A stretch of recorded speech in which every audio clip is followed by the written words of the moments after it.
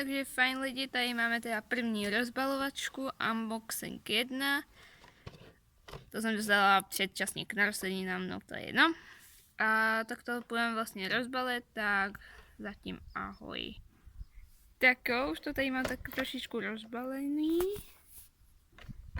A to musíme vytáhnout. Jo. Takže takhle to vypadá. A teď to ještě vyndat, že? Je to teda klisna, máme je k tomu jabka, nějaká dečka a nějaké ještě jídlo, který teda nemám. Všetkové. A potom uzlička. Fialový řekve. A Nevím, jestli to teda tady mám svoji BFF kámošku, jo, takže teď to jdeme vydat. Ani to nejde vydat. Jo. Takže tady máme arabskou klesničku, exkluziv, vlastně už tady není exkluzivní, už se to prodávají samostatně. S vodítkem to tady máme.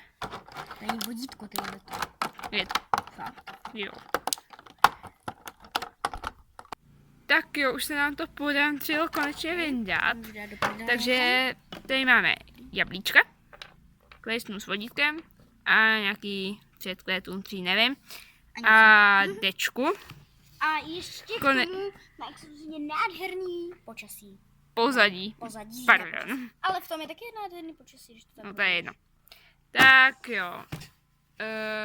A teď to dáme dohromady nějak. Jo, takhle to teda nějak vypadá. Do komentářů mi napište, jaký byste jedli, tak buď mi napište nápady na jméno pro klisnu, anebo něco vymyslím, jo? Takže zatím ahoj, u dalšího videa. Vám to teda řekne. Ano, tak zatím čus. Čau.